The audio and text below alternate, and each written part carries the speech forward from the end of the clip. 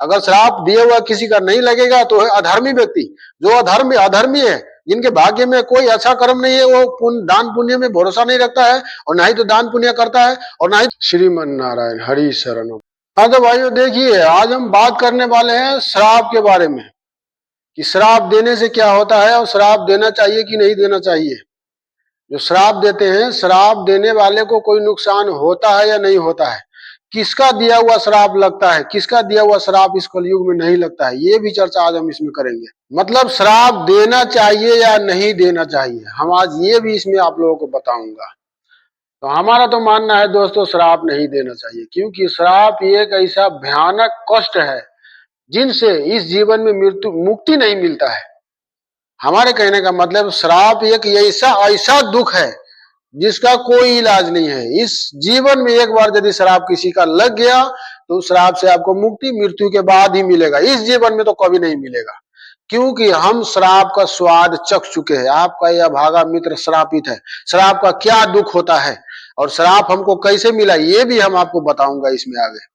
देखिए दोस्तों, सबसे पहले तो हम ये बात करते हैं कि श्राप होता क्या है। श्राप और वरदान मतलब मृत्युलोक में रहने वाले जीव का जीवन पंच तत्वों के आधार पर निर्भर होता है और श्राप और वरदान पंच तत्व के आधार पर भी काम करता है। तो हमारे कहने का मतलब है, मृत्युलोक में रहने वाले जीव का जीवन पंच तत्वों पर आधारित होता है और श्राप और वरदान के अनुसार ही पंच तत्व काम करते हैं। यदि किसी को श्राप दे दिया गया है तो विधि के विधान में उनके लिए बदलना पड़ेगा, क्योंकि श्राप अगर शक्तिशाली है, पावरफुल व्यक्ति का दिया हुआ है, तो श्राप को कोई मिटा नहीं सकता है। मतलब हमारे कहने का मतलब है, श्राप देने के लिए बहुत सारी शक्ति की आवश्यकता होती है। कोई साधारण व्यक्ति किसी को श्राप दे तो उस श्राप से उसको कुछ नहीं बिगड़ेगा। सतयुग, त्रेता, द्वापर, इन 3 युग में तो किसी का दिया हुआ श्राप लग जाता था, लेकिन इस कलयुग में सब व्यक्ति का दिया हुआ श्राप नहीं लगता है। इस कलयुग में सिर्फ माता पिता का दिया हुआ श्राप लगता है, चाहे माता पिता कितना भी पापी हो, धर्मी हो, इससे कोई मतलब नहीं है। माता पिता का दिया हुआ श्राप औलाद को लग जाता है। इसके बाद में ब्राह्मण का दिया हुआ श्राप लग जाता है, चाहे वो ब्राह्मण अधर्मी ही क्यों ना हो, उनका भी दिया हुआ श्राप लग जाता है। ये शास्त्रों में जो बताया गया वो हम आप लोगों को बता रहा हूँ। इसके बाद में अगर कोई त्यागी संत हो या गृहस्थ संत हो जो किसी मठ या मंदिर में रहकर भगवान की नित्य सेवा करता है और तुलसी धारण किए, चंदन धारण करता है, चाहे वह धर्मी ही क्यों ना हो, उनका भी दिया हुआ श्राप लग जाता है। अगर श्राप दिया हुआ किसी का नहीं लगेगा तो है अधर्मी व्यक्ति। जो अधर्मी है, जिनके भाग्य में कोई अच्छा कर्म नहीं है, वो दान पुण्य में भरोसा नहीं रखता है और ना ही तो दान पुण्य करता है और ना ही तो कोई अच्छा कर्म करता है, बिल्कुल ही अधर्मी है, तो ऐसे अधर्मी व्यक्ति का दिया हुआ श्राप नहीं लगता है। इसके लिए चिंता करने की कोई आवश्यकता नहीं है। और माता पिता गुरु का भी दिया हुआ श्राप लगता है। माता का, पिता का, गुरु का, ब्राह्मण का और वो जो संत महात्मा होते हैं, इन सभी का दिया हुआ श्राप लग जाता है, चाहे इनके पास शक्ति हो या ना हो, इससे मतलब नहीं है। लेकिन ये बात सही है, श्राप देने के लिए बहुत शक्ति की आवश्यकता होती है। जो जीवन में कोई अच्छे कर्म नहीं करते उनका दिया हुआ श्राप नहीं लगता है। हाँ, लेकिन एक बात है, आजकल के ज्यादातर साधु संतों को यह पता नहीं है कि श्राप यदि कोई किसी को देता है तो श्राप जिसको लगता है उसको तो कष्ट भोगना ही पड़ता है, श्राप देने वालों को भी कष्ट भोगना पड़ता है। ये बात ज्यादातर लोगों को पता नहीं है, श्राप देने वालों को क्या कष्ट भोगना पड़ता है। अब जैसे देखिए, सबसे पहले तो श्राप देने के लिए बहुत सारी शक्ति की आवश्यकता है। कोई व्यक्ति अगर किसी को श्राप दिया और श्राप यदि फलित होना है तो उस श्राप देने वाले व्यक्ति के शक्ति के प्रभाव से ही फलित होगा। अब जैसे किसी फुटबॉल को आप नीचे से ऊपर मारिएगा और आपके हाथ में पावर नहीं है तो फुटबॉल थोड़े दूर में जाके गिर जाएगा। आपके हाथ में पावर है तो आपके हाथ के पावर से वो फुटबॉल बहुत ऊपर जाएगा।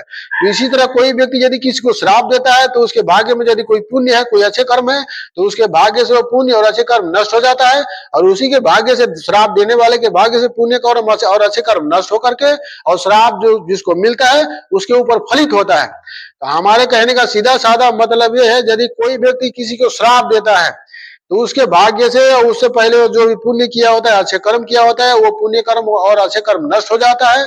फिर जिसको श्राप देता है वो श्राप उसको लगता है, तो श्राप देने वाले का पुण्य नष्ट हो जाता है। इसीलिए श्राप नहीं देना चाहिए। श्राप ऐसा भयंकर दुख है, भयंकर परिणाम है जिससे मुक्ति जीवन में नहीं मिलती है। पिछले युग का जो संत महात्मा होते थे, अपने तपोबल के प्रभाव से श्राप को वापस ले लेते थे, हटा भी देते थे। लेकिन अभी के समय में, अभी के युग के मानवों में इतनी शक्ति नहीं है कि श्राप देने के बाद में उसको वापस ले सके और हटा सके। और शास्त्रों में, पुराणों में बताया, हमने कथा में सुना है कि तपोबल का उपयोग सिर्फ लोक कल्याण के लिए करना चाहिए। किसी को दुख देने के लिए या किसी को परेशान करने के लिए बिल्कुल नहीं करना चाहिए। तपोबल का उपयोग सिर्फ लोक कल्याण के लिए किया जाता है। तो हमारा तो मानना है तपोबल का उपयोग यदि लोक कल्याण के लिए हो तो तपोबल घटता नहीं है। अगर आप लोग सोचते होइएगा कि हम अच्छे कर्म कर रहे हैं, भगवान का भजन कर रहे हैं, भगवान का ध्यान कर रहे हैं, पूजा पाठ कर रहे हैं, और यदि ये हम अपने तपोबल का उपयोग करके किसी का भला कर देंगे तो हमारा पुण्य कम हो जाएगा, नहीं, आपका पुण्य कमेगा नहीं। मतलब आप यदि अपने तपोबल के प्रभाव से अच्छे कर्म कीजिएगा तो आपका पुण्य बढ़ेगा, दुगना हो जाएगा, घटेगा नहीं। और यदि आप अपने तपोबल के प्रभाव से किसी को दुख पहुंचाइएगा तो आपका तपोबल घटेगा। हाँ, आप यदि अच्छे कर्म करते हैं, भगवान का ध्यान साधना करते हैं, तो किसी का नुकसान भी आप अपने तपोबल से पहुंचा सकते हैं।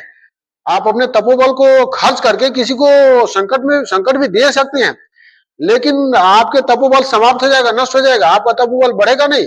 और तपोबल जो होता है लोक कल्याण के लिए होता है। यदि दूसरों का कल्याण कीजिएगा आप अपने तपोबल से तो आपका तपोबल बढ़ेगा, घटेगा नहीं। तो इसीलिए यदि कोई व्यक्ति किसी को श्राप देता है तो उसके भाग्य से पुण्य नष्ट हो जाता है, जो पहले पुण्य किए होते हैं, तब श्राप फलित होता है। तो इसीलिए किसी को श्राप नहीं देना चाहिए। अब हम ये बताता हूं भाइयों कि हमको श्राप कैसे मिला है। दरअसल बात यह है कि हमको किसी ने श्राप दिया है। जिसने श्राप दिया है वो आज इस मृत्युलोक में मौजूद नहीं है। वो अपने जीवन के आयु पूरा करके भगवान श्री नारायण के धाम में पधार चुके हैं, और हमारे लिए वो व्यक्ति बहुत खास है। जब वो धरती छोड़कर चले गए हैं तो उनका नाम लेकर हम उनको परेशान नहीं करना चाहेंगे। वो आज जहां भी खुश रहे, भगवान श्री नारायण की कृपा से सुखपूर्वक रहे। लेकिन किसी ने हमको श्राप दिया है जीवन में कभी चैन से नहीं रहने का। तो आज हमारे साथ वास्तविक में यही हो रहा है। जिसने भी हमको श्राप दिया हमारे लिए बहुत महान थे और महापुरुष थे वो। तो हमारे साथ भी आज वाकई में यही हो रहा है। हम आज का हमारा दिनचर्या कभी भी चैन से नहीं गुजरता, हम हमेशा परेशान ही रहते हैं। तो श्राप का स्वाद तो हमने चख लिया है दोस्तों। श्राप का दुख क्या होता है ये हमको अनुभव इस बात का है। तो इसीलिए हमने सोचा है कि हमारे साथ चाहे जो भी हो, चाहे जितना भी कष्ट हो, चाहे कोई व्यक्ति हमारे साथ कैसा भी व्यवहार करे, लेकिन हम अपने मुख से किसी के लिए श्राप नहीं निकालेंगे। क्योंकि यदि हम कोई अच्छे काम करते हैं, अच्छे कार्य करते हैं, पुण्य अर्जित करते हैं, तो किसी अच्छे काम के लिए अर्जित करते हैं। किसी को दुख देने के लिए, किसी को परेशान करने के लिए हम पुण्य अर्जित नहीं करते हैं। धर्म का उद्देश्य यही होता है, लोक कल्याण, और जीवन में अच्छे कर्म करके मुक्त होकर के भगवान श्री नारायण के धाम में चले जाना। यही धर्म का और भक्ति का उद्देश्य होता है। धर्म का और भक्ति भजन का उद्देश्य ये नहीं होता है कि धर्म और भक्ति भजन करके लोगों को परेशान करना, लोगों को दुख देना। तो हमारा तो यही कहना है दोस्तों, यदि औलाद कितना भी गलती करे, चाहे अपना आपके रिलेशन में कोई भी व्यक्ति है, बड़ा है छोटा है, कोई भी व्यक्ति है, तो हमारे ख्याल से श्राप नहीं देना चाहिए। श्राप ऐसा भयंकर दुख है कि श्राप से मुक्ति मरने के बाद ही मिलता है, जीवन में तो श्राप से मुक्ति नहीं मिलेगा। हमारा तो यही कहना है दोस्तों, जिसको पता नहीं है, जिसने नहीं भोगा है, उसको क्या पता। हमको श्राप मिला है, श्राप का दुख क्या होता है ये हम जानते हैं, हम भोग रहे हैं, कितना कष्ट हमको झेलना पड़ रहा है। और उस श्राप से मुक्ति हमको इस मृत्यु के बाद ही मिलेगा, इस जीवन में हमको मुक्ति नहीं मिलेगा। क्योंकि जिन्होंने हमको श्राप दिया वो हमारे लिए बहुत खास था। आप यूं समझ लीजिए कि ये जीवन हमको उन्हीं की वजह से मिला है। आज जो भगवान के धाम में पहुंच गए, जहां भी है खुश रहे, हमको उनसे कोई शिकायत नहीं है। तो हमारा तो यही कहना है दोस्तों। लेकिन इस कलयुग में सबका देव श्राप लगता भी नहीं है। श्राप देने के लिए बहुत शक्ति की आवश्यकता है, बहुत पावर की आवश्यकता होती है, बहुत पुण्य की आवश्यकता होती है। जिन्होंने अपने जीवन में पुण्य अर्जित नहीं किया उनका श्राप नहीं लगेगा। और कोई व्यक्ति यदि धर्म, पूजा पाठ, पुण्य इत्यादि दुख और कष्ट सह यदि अर्जित करते हैं तो क्या वो किसी को ऐसे ही किसी को व्यर्थ में परेशान करने के लिए करते हैं? नहीं ना। पुण्य, धर्म, पूजा पाठ, अच्छे कर्म इसलिए किया जाता है कि मृत्यु के बाद अच्छी गति हो। मतलब इस धरती को छोड़कर जब आप जाए तो दूसरे लोग में जहां आप जाएंगे इस धरती को छोड़कर, तो वहां आपको कोई कष्ट ना हो। अब जैसे किसी काम का तैयारी करते हैं ना, खेत में बाली लगाना हो तो 6 महीना पहले से उस खेत को तैयारी करते हैं। यदि कहीं बाहर किसी रिश्तेदार के यहाँ जाना हो तो 4 घंटा पहले से स्नान ध्यान करके कपड़ा वगैरह धुलते तैयारी करते हैं ना। उसी तरह धरती छोड़कर जब जाइएगा तो उसका तैयारी, उस दुनिया में आप कैसे अच्छा से जाइएगा, उसका तैयारी आपको इसी जीवन में करना होगा। लेकिन ज्यादातर लोग करते नहीं है। तो यदि कोई व्यक्ति अच्छे कर्म करते हैं, पूजा पाठ करते हैं, पुण्य अर्जित करते हैं, तो किसी को कष्ट पहुंचा के, किसी को दुख देके अपना पुण्य क्यों नष्ट करना है। तो हमेशा अच्छे कर्म करना चाहिए और अच्छे कर्म से लोगों का भला सोचना चाहिए, लोग का कल्याण करना चाहिए। लोग कल्याण में अपने अच्छे कर्म को यूज करना चाहिए ताकि आपका अच्छे कर्म दुगना हो जाए, ना कि और नष्ट हो जाए। तो हमारा तो यही कहना है दोस्तों, कभी किसी को भूल से भी श्राप नहीं देना चाहिए। श्राप ऐसा भयानक कष्ट है जिनसे मुक्ति मृत्यु के बाद ही मिलता है। इस जीवन में तो श्राप से मुक्ति नहीं मिलेगा, और श्राप मिल गया तो सबका दिया हुआ श्राप लगता भी नहीं है दोस्तों।